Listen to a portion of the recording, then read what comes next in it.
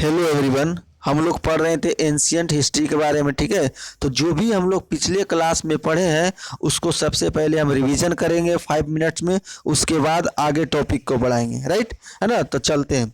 तो देखिए, सबसे पहले पढ़े थे हम लोग, है ना, कल जो पिछले क्लास में पढ़े थे सामवेद के बारे में पढ़े थे। किसके बारे में पढ़े थे? सामवेद के बारे में पढ़े थे। ठीक है, तो सामवेद को जो है भारतीय संगीत का क्या कहा जाता था? जनक कहा जाता था। भारतीय संगीत का जनक जो है किसको कहा जाता था?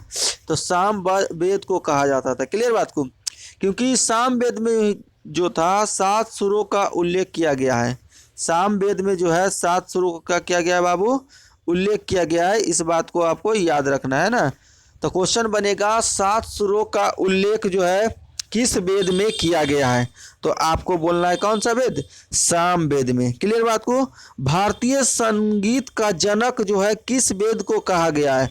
तो बोलना है आपको सामवेद में। क्लियर बात को?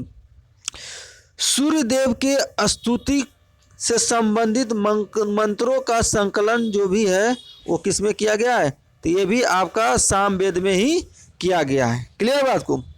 आगे बढ़ते हैं। आगे जो है, जो व्यक्ति सामवेद का मंत्रों का गायन करता है उसको क्या कहा जाता है? तो उसको कहा जाता है उद्गादा। क्या कहा जाता है? उद्गादा। ये बात आपको याद रखना है ना। जो व्यक्ति सामवेद के मंत्रों का गायन करता है उसको क्या कहते हैं? उद्गाद कहते हैं। क्या कहते हैं? उद्गादा। राइट है ना। तो ये बात याद रखना है। तो सामवेद के बारे में ये हो गया आपका पहला। क्या हो गया? तो सामवेद जो है भारतीय संगीत का जनक कहा जाता है ना। यहीं से जनक हुआ इसका कह सकते हो। ये 7 सुरों का उल्लेख सामवेद से ही प्राप्त हुआ है। सूर्यदेव की स्तुति से संबंधित मंत्रों का संकलन सामवेद में है।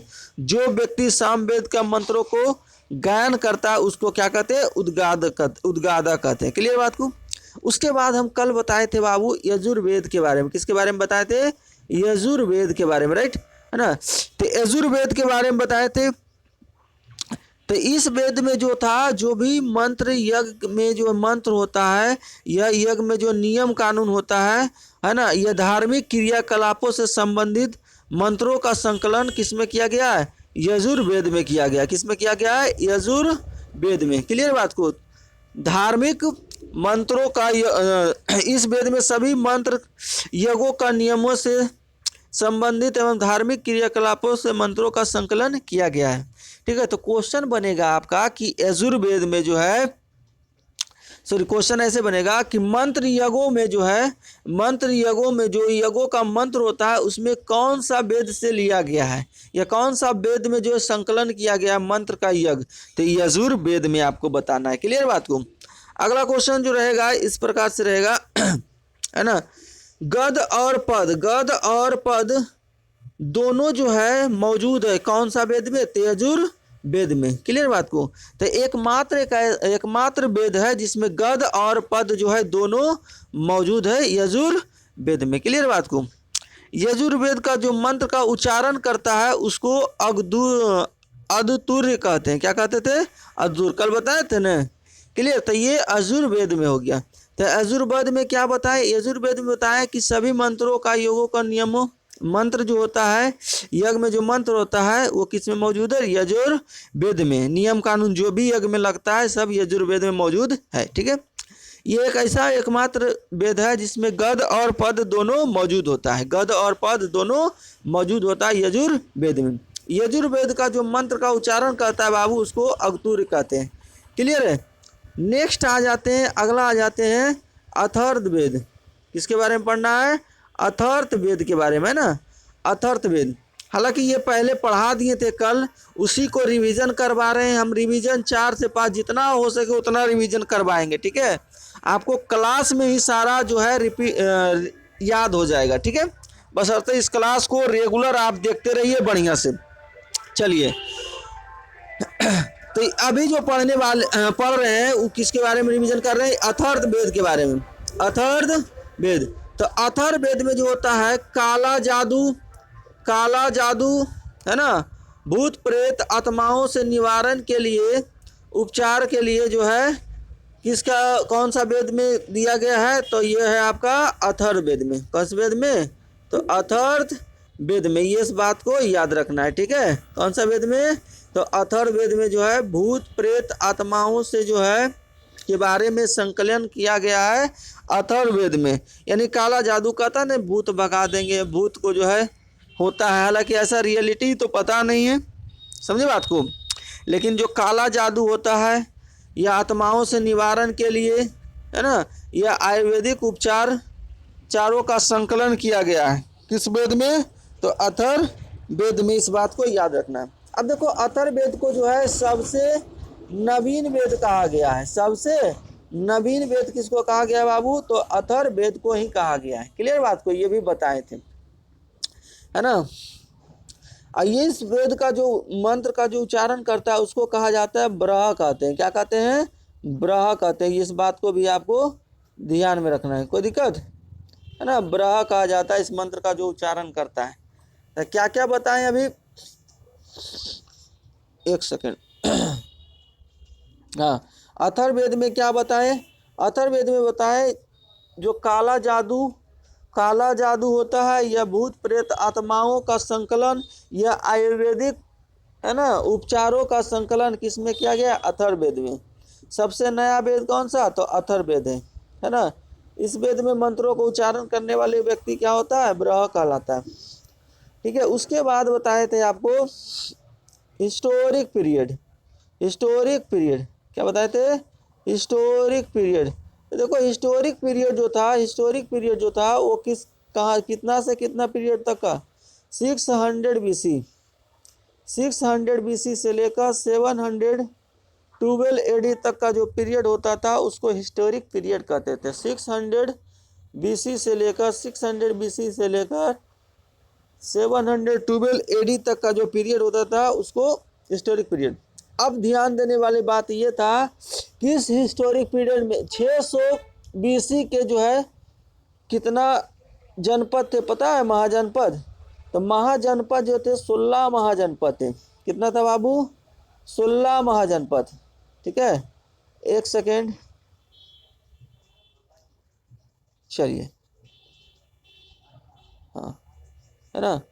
तो 16 महाजनपद था। कितना था? 16 महाजनपद, है ना। इस बात को आपको ध्यान में रखना है कि 16 महाजनपद, है ना। बौद्ध ग्रंथ जो है किससे संबंधित है? अगोत्तर निकाय से संबंधित है। जैन धर्म किससे संबंधित है? तो भगवती सूत्र के संबंधित है। कल हम बताए थे ना, ठीक है, उसी को रिपीट कर रहे हैं। तो बौद्ध धर्म का संबंधित अंगोत्तर निकाय, जैन धर्म का संबंधित भगवती सूत्र एकदम याद रखना है, ठीक है। अब जानते हैं यहाँ से जो है आगे बताए थे महाजनपद। तो महाजनपद और उसकी राजधानी। तो सबसे पहला जो था आपका कौन था? अंग। कौन सा था बाबू? अंग। कौन सा? अंग। तो अंग का जो राजधानी था चंपा था। किस जगह पता? तो चंपा था। एक सेकंड रुक जाना, हाँ चलिए ठीक है ना। तो अंग का जो राजधानी था वो कहाँ था? चंपा या चंपा नग था, ठीक है। इंपॉर्टेंट है ये, इसको इंपॉर्टेंट कर लीजिए। क्वेश्चन बनेगा कि अंग महाजनपद की राजधानी कहाँ हुआ करती थी? तो आपको बोलना है चंपा। कहाँ बोलना है? चंपा बोलना है, राइट, है ना। अगला जो है आपका काशी। क्या है? काशी। तो काशी तो जानबे करते ही है वाराणसी में। काशी कहाँ है? वाराणसी में। तो काशी महाजनपद की राजधानी वाराणसी। इंपॉर्टेंट इसमें है गंधार। कहाँ है? गंधार। तो गंधार का जो होता था वो कहाँ था? तक्षशिला। गंधार का किस जगह पर? तक्षशिला। गंधार का तक्षशिला। इस बात को आपको याद रखना है। गंधार का कहाँ? तक्षशिला। ये इंपॉर्टेंट है ना। तो पूछेगा क्वेश्चन गंधार महाजनपद की राजधानी किस जगह पर थी? तो आपको बोलना है तक्षशिला। क्या बोलना है? तक्षशिला बोलना है। तक्षशिला। अंका चंपा, ठीक है। अब आगे आ जाते हैं, जो जो इम्पोर्टेंट उसी को करेंगे इसमें, ठीक है। अगला था सूर्यसेन। तो सूर्यसेन का राजधानी कहाँ था? मथुरा। सूर्यसेन का राजधानी कहाँ था बाबू? मथुरा। सूर्यसेन का राजधानी मथुरा थी। मथुरा। सूर्यसेन की राजधानी मथुरा, ठीक है ना। मगध का, ये इंपॉर्टेंट है, मगध, है ना। तो मगध का जो था आपका कहाँ था, राजगीर या पाटलिपुत्रा या वैशाली। मगध का राजगीर या पाटलिपुत्रा या वैशाली। राजगीर का जो है पाटलिपुत्रा या वैशाली, सेम वही नाम है ना। अगला अगला ध्यान देना है, इम्पोर्टेंट आपका बज्जी हो गया। क्या हो गया, बज्जी। तो बज्जी का जो था बाबू मिथिला था। कहाँ था बज्जी का, मिथिला। बज्जी महाजनपद की राजधानी किस जगह पर, तो मिथिला। बज्जी महाजनपद की राजधानी कहाँ, मिथिला था। क्लियर बात को। मत्स्य का जो है मत्स्य महाजनपद का विराटनगर। मत्स्य महाजनपद का किस जगह पर, विराटनगर था। बतस का, तो बतस का था कौशाम्बी। बतस का कौशाम्बी, ठीक है। तो इम्पोर्टेंट इसमें जो है पहला इम्पोर्टेंट है आपका अंग का। तो अंग का कहाँ होगा, चंपा। अंग महाजनपद चंपा। गांधार का तक्षशिला। काशी का वाराणसी। सूर्यसेन का मथुरा। मगध का पाटलिपुत्रा या वैशाली। बज्जी का मिथिला या विदेह। मत्स्य का विराटनगर। बतस का कौशाम्बी, है ना। तो ये इम्पोर्टेंट है। क्लियर बात को। एक और याद रखिएगा, याद रखने वाला बात यह है कि ये दक्षिण भारत का एकमात्र महाजनपद था, एक अवनति और मल। अवनति और मल। तो अवनति क्वेश्चन ऐसे भी बन सकता है, दक्षिण भारत का एकमात्र महाजनपद था, तो अवनति और मल, है ना। अवनति महाजनपद का राजधानी उज्जैन था। कहाँ था बाबू, उज्जैन। अब मल का कहाँ था, तो मल का था कुशीनगर। मल का किस जगह पर था, कुशीनगर पर था, है ना। मल का किस जगह पर, कुशीनगर पर। क्लियर बात को। अगला जो है धार्मिक आंदोलन, किसके बारे में पढ़ेंगे, धार्मिक आंदोलन, ठीक है। इसको भी कल करवाए थे, लेकिन यहाँ से मानिए मेन आपका अब चलने वाला है, ठीक है। जो आज का क्लास है उसका मेन। तो चलिए स्टार्ट करते हैं क्लास को। फिर से रिपीट क्या, आगे क्लास को बढ़ाते हैं सिलेबस को, ठीक है। तो यहाँ पर जो है सबसे पहले हम लोग आज पढ़ेंगे, हालांकि कल भी इसके बारे में पढ़े थे, लेकिन आज भी यहाँ से यहाँ स्टार्ट कर रहे हैं, बौद्ध धर्म, ठीक है। बौद्ध धर्म किसके बारे में पढ़ेंगे, सबसे पहले पढ़ेंगे बाबू बौद्ध धर्म के बारे में पढ़ेंगे। एक सेकेंड यार, ये क्या हो जाता है। हाँ चलिए, बौद्ध धर्म। बौद्ध धर्म, देखिए बौद्ध धर्म का जो फाउंडर थे वो कौन थे, गौतम बुद्ध थे। गौतम बुद्ध, बौद्ध धर्म के जो फाउंडर थे वो कौन थे, गौतम बुद्ध। इसीलिए गौतम बुद्ध को कहा जाता है light of Asia. Light of Asia कहा जाता है। गौतम बुद्ध को क्या कहा जाता है, लाइट ऑफ एशिया। देखिए गौतम बुद्ध का जो जन्म हुआ था वो कौन सा कुल में हुआ था, तो साम्य कुल में हुआ था, और ये क्षत्रिय थे। कौन थे, क्षत्रिय थे, है ना। इनका बचपन का नाम जो था क्या बाबू था, सिद्धार्थ। बचपन का नाम जो था इनका सिद्धार्थ था। और कौन सा कुल में, तो साम्य कुल में। कैसा कौन सा कह सकते हो, वर्ण कह सकते हो, तो क्षत्रिय वन में। कौन सा वन में, क्षत्रिय वन में। ये बात को आपको याद रखना है। क्लियर बात को। अब देखिए इनका जन्म कहाँ हुआ था, यहाँ से क्वेश्चन, बौद्ध धर्म से क्वेश्चन ज़्यादातर बनता है आपका एग्जाम में, ठीक है।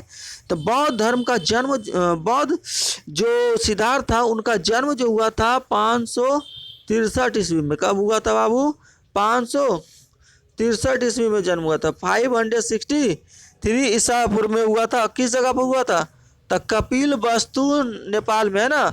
लुम्बिनी नामक स्थान पर हुआ था। कपिल वस्तु लुम्बिनी नामक स्थान पर क्या हुआ, इनका जन्म हुआ था। क्लियर बात को।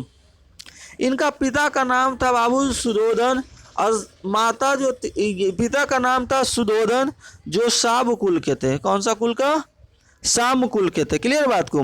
अब माता का नाम था महाभागा, है ना, जो कौलिया वंश की थी। माता का नाम क्या था, कौलिया वंश, है ना। लेकिन इनका माता का जो मृत्यु होता है जन्म के 7 दिन बाद जो है इनका माता क्या हो जाते हैं, गुजर जाते हैं, सिद्धार्थ की माता जी, ठीक है।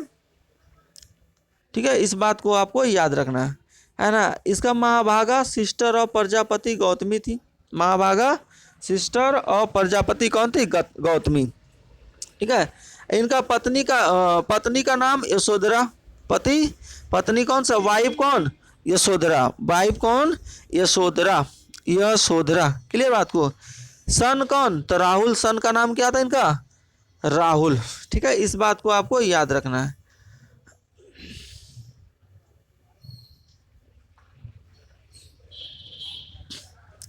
अब देखिए आगे आ जाते हैं। इनका सारथी कौन थे, तो सारथी थे चाना। सारथी कौन थे बाबू, चाना। चाना जो थे इनका सारथी थे। चाना कौन थे, सारथी थे। इस बात को भी आपको ध्यान रखना है ना। गौतम बुद्ध ने 29 वर्ष की आयु में अपना क्या कर दिए थे, घर त्याग कर दिए थे। और ये घर त्याग कहलाया था महाविनिष्क्रमण। क्या कहलाया था, महाविनिष्क्रमण कहलाया था। क्लियर बात को, है ना। तो महात्मा बुद्ध जो थे बाबू, वो जो है आपका 29 साल के आयु में क्या कर दिए थे, अपना घर को त्याग दिए थे, है ना। तो वो प्रोसेस क्या कहलाया, महाविनिष्क्रमण कहलाया। क्लियर बात को। अब देखो अनोमा नदी के तट पर जो है इन्होंने जो है सन्यासी का रूप धारण किए, है ना। तो कौन सा नदी पर इन्होंने सन्यासी का रूप धारण किए, तो याद रखिएगा अनोमा नदी पर। कौन सा नदी पर, अनोमा नदी पर। ठीक है ना। और इन्होंने जो है महाज्ञान की प्राप्ति के लिए निकल पड़े, महाज्ञान की प्राप्ति के लिए निकल पड़े। क्लियर बात को। अब देखो इनका गुरु जो थे, दो गुरु थे। एक थे अलार कलाम। कौन थे, एक अलार कलाम थे बाबू, अलार कलाम। और दूसरा जो, एक सेकेंड यार, ये क्या हो गया, एक सेकेंड। चलिए ठीक है ना। तो राजगीर, इनका पहला गुरु जो थे अलार कलाम थे राजगीर में। और दूसरा जो थे वैशाली रुद्रांक्रमपुत, है ना, रुद्रांक्रमपुत। तो पूछेंगे, क्वेश्चन में पूछा जाएगा कि बौद्ध भगवान जो बौद्ध गौतम बुद्ध थे उनका गुरु कौन कौन थे।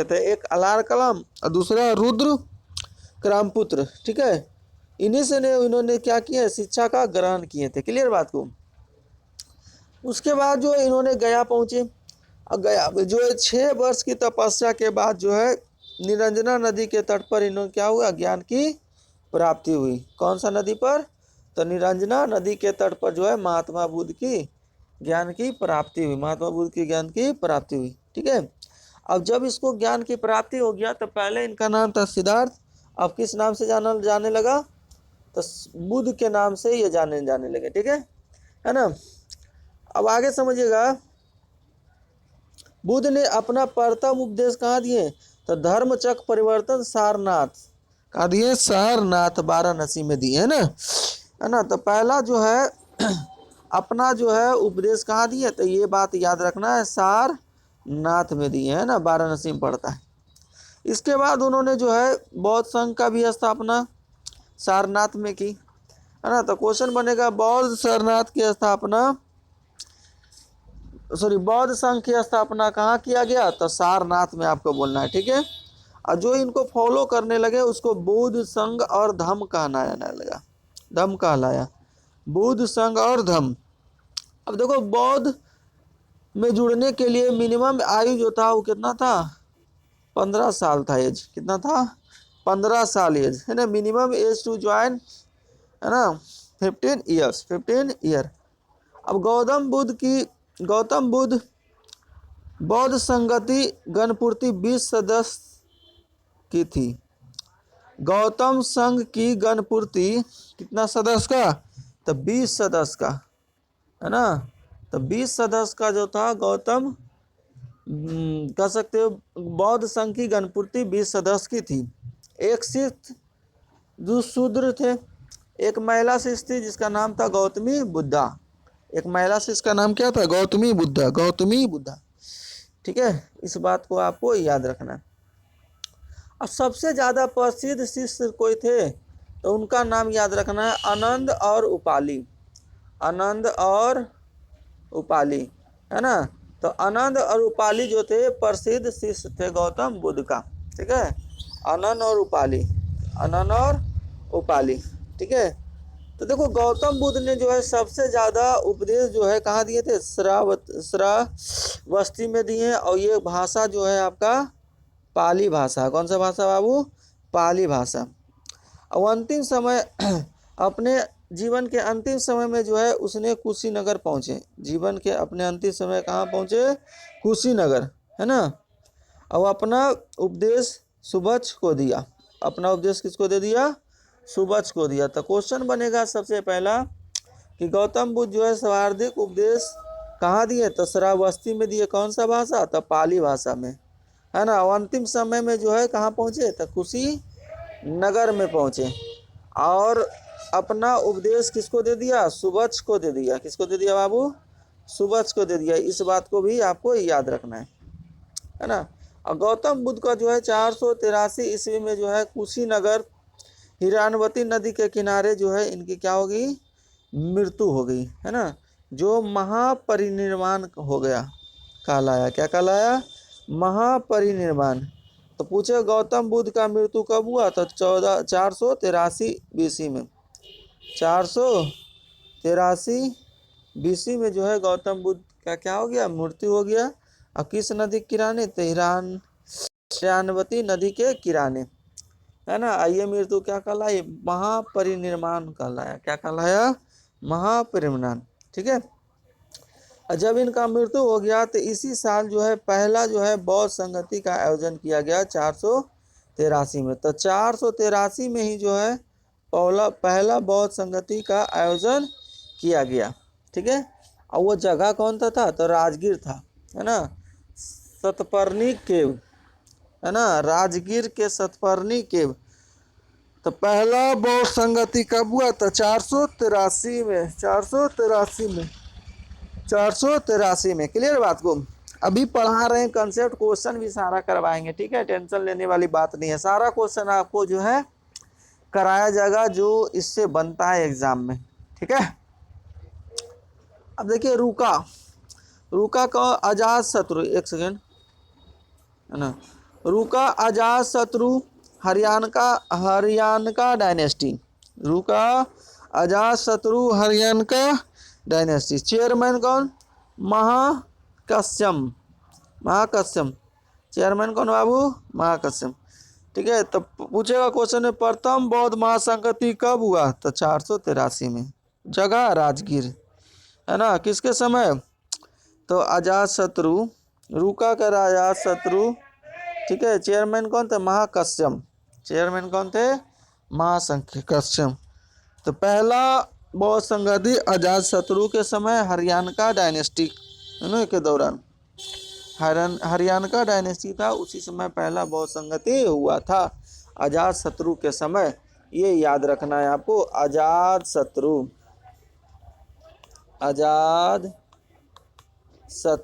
क्लियर बात को। अजात शत्रु के समय जो है पहला बौद्ध संगति का आयोजन 483 में किया गया। और चेयरमैन कौन थे, महाकश्यप, ठीक है। अब देखिए इन्होंने इसका दो पिटक, कौन कौन सा पिटक समझिएगा। पहले बुद्ध की शिक्षाएं आनंद के द्वारा, दूसरा जो विनय पिटक बौद्ध संघ के नियम। इनका दो पिटक था। एक सठ पिटक जिसमें बुद्ध का शिक्षाएं, सठ पिटक में क्या, बुद्ध का शिक्षाएं सठ पिटक में क्या बाबू, बुद्ध का शिक्षाएं, एक सेकेंड, है ना, बुद्ध का शिक्षाएं। अब विनय पिटक बौद्ध संघ का नियम, है ना। ये उपाली में, आइए बाई आनंद के द्वारा। ये किसके द्वारा, बाई रूपाली, बाई आनंद। तो पूछेगा बौद्ध धर्म के कितने पिटक, तो दो पिटक। कौन कौन सा, सठ पिटक और विनय पिटक। विनय पिटक में बौद्ध संघ के नियम और बुद्ध की शिक्षाएं आनंद के द्वारा और बौद्ध संघ के नियम उपाली के द्वारा, क्लियर। नेक्स्ट आ जाते हैं। तो पहला बताएं अजात शत्रु के समय जो है 583 में जो है क्या हुआ था, पहला बौद्ध संगति राजगीर में हुआ था। और दूसरा जो है द्वितीय बौद्ध संगति कब हुआ था, 383 ईस्वी में। कब हुआ था, तो 383 ईस्वी में जो है बाबू दूसरा बौद्ध संगति हुआ था। किस जगह पर? तो ये भी याद रखना है आपको, वैशाली। जगह कौन सा? तो वैशाली जगह पर। रूलर कौन सा था उस समय? तो उस समय था शिशुनाग वंश। कौन था? शिशुनाग वंश। शिशुनाग वंश। शिशुनाग वंश कालाशोक के समय। किसके समय? कालाशोक के समय शिशुनाग वंश, है ना। कौन सा डायनेस्टी था? तो शिशुनाग वंश। चेयरमैन कौन थे? सनवा कमीर और एक और कौन थे? सावा कमीर। चेयरमैन कौन थे? सावा कमीर और शर्मा कमीर। ठीक है, तो दो व्यक्ति का नाम याद रखना है। तो पहला अजातशत्रु के समय 583 बीसी में, द्वितीय 383 बीसी में। 383 बीसी में कहाँ? तो वैशाली में। कहाँ हुआ था? वैशाली में। किस जगह? वैशाली में। रूलर कौन थे? तो रूलर जो थे कालाशोक थे। कौन थे? कालाशोक। कौन था? रूलर कौन था बाबू? तो कालाशोक। कालाशोक। कालाशोक। द्वितीय बौद्ध संगति काला। शिशुनाग वंश। चेयरमैन कौन? तो सभा के, है ना। Work follower. वर्क फॉलोवर को डिवाइड किया गया दो पार्ट में, एक अस्थावीर और महासंघ संधिक। अस्थावीर और महासंधिक। क्लियर बात को? तो पहला दूसरा इंपॉर्टेंट है, याद रखिएगा। अब आ जाते हैं तीसरा। तो तीसरा जो है आपका, एक सेकेंड, है ना। तीसरा जो है 251 बीसी में हुआ था। कब हुआ था? 251 बीसी में जो है तीसरा बौद्ध संगति हुआ था। ये जगह कौन था? तो पाटलिपुत्रा था। जगह कौन सा? पाटलिपुत्रा। पाटलिपुत्र, है ना। तो पाटलिपुत्र में जो है 251 बीसी में जो है तीसरा बौद्ध संगति हुआ था। क्लियर बात को, है ना। रूलर कौन था उस समय का? तो उस समय का रूलर था बाबू अशोका, है ना, जो कि मौर्य डायनेस्टी के समय था। मौर्य डायनेस्टी। कालाशोक हुआ था सेकेंड बौद्ध संगति, है ना, कालाशोक के समय। और थर्ड जो हुआ था अशोका समय। अशोका पाटलिपुत्रा में हुआ था। कहाँ हुआ था? पाटलिपुत्रा। दूसरा कहाँ हुआ था? वैशाली में। दूसरा कहाँ हुआ था? वैशाली में। एकदम याद करते रखना है, ठीक है। हम बार बार इसीलिए तो रिपीट करते हैं। चेयरमैन तीसरी बौद्ध संगति का क्या था? मोगालिपुतिसम। चेयरमैन मोगालिपुतिसम। ठीक है। वर्ग क्या था? तो बौद्ध धर्म में तीसरा पिटक जोड़ा गया। इनका काम क्या था? काम जो किया, बौद्ध धर्म में तीसरा पिटक को जोड़ा गया। ठीक है, तीसरा पिटक जोड़ा गया, अधिधम पिटक। तीसरा पिटक कौन जोड़ा गया? तो क्वेश्चन बनेगा तीसरा पिटक किस समय जोड़ा गया? तो आपको बोल देना है, आपको बोलना है किस समय? तीसरी बौद्ध संगति के समय में तीसरा पिटक जोड़ा गया। कौन सा तीसरा पिटक? अधिधम पिटक। अधिधम पिटक, है ना। तीसरा बौद्ध संगति किसके काल में हुआ? तो हुआ था अशोका के समय में। कब हुआ? तो हुआ था आपका 251 बीसी में। 251 बीसी में। किस जगह पर? तो पाटलिपुत्रा में। पाटलिपुत्रा में। कोई दिक्कत वाली बात नहीं। चलिए अब आगे बढ़ते हैं। आगे आ जाते हैं बाबू। अशोक के समकालीन बौद्ध भिक्षुओं की जो है चौथी महासंगति 78 एडी और 81 एडी। 78 एडी और 81 एडी चौथी महासंगति। तो चौथी महासंगति की बात करेगा तो 78 एडी और 81 एडी। 78 एडी और 81 एडी में, है ना। चौथा महासंगति की बात करेगा तो कब हुआ था? 78 एडी और 81 एडी में। जगह कहाँ था बाबू? तो कुदलांव था, जो कि कश्मीर में पड़ता है। कुदलांव कहाँ पड़ता है? कश्मीर में पड़ता है। कुदलांव कहाँ पड़ता है बाबू? कश्मीर में कुदलांव पड़ता है। इसी जगह पर हुआ था, इसी जगह पर हुआ था। ठीक है, तो ये चौथी हुआ था। रूलर कौन था? तो कनिष्क के समय, है ना, कुषाण डायनेस्टी। कुषाण डायनेस्टी, है ना, कनिष्क के समय चेयरमैन कौन हुआ करते थे उस समय? तो वसुमित्रा। चौथा महासंगति जो हुआ था उस समय का चेयरमैन कौन था? वसुमित्रा। कौन थे? वसुमित्रा थे, वसुमित्रा थे, वसुमित्रा। कोई दिक्कत नहीं। तो ये बात याद रखना, चौथी महासंगति 78 AD से 81 AD। प्लेस कौन सा? कुदलाऊ कश्मीर। रूलर कौन थे? तो कनिष्क थे, चेयरमैन वसुमित्र। अब आगे बढ़ जाते हैं बाबू।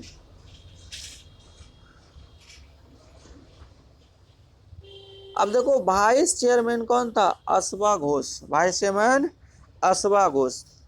बौद्ध धर्म दो समाजों में विभाजित हुआ। बौद्ध धर्म कितने समाज में? दो समाज में। एक हीनयान कहलाया, दूसरा महायान। तो क्वेश्चन बनेगा बौद्ध धर्म कितने समाज में विभाजित हुआ? तो दो समाज में। एक कहलाया महायान, अरे रे रे रे रे रुको, है ना, एक महायान कहलाया।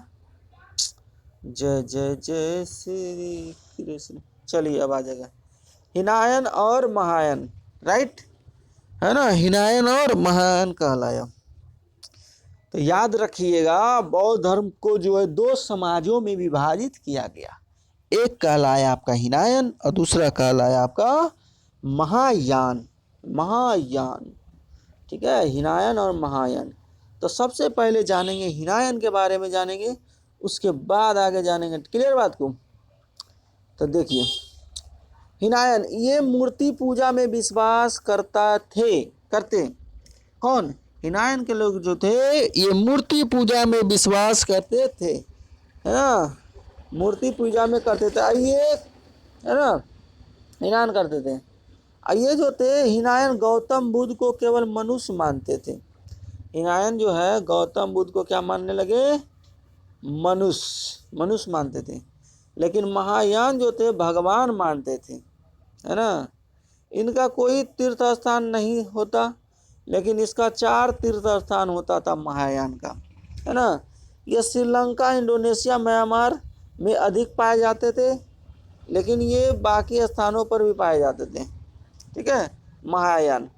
तो महायान और हीनयान दो भागों में बौद्ध धर्म बट गया।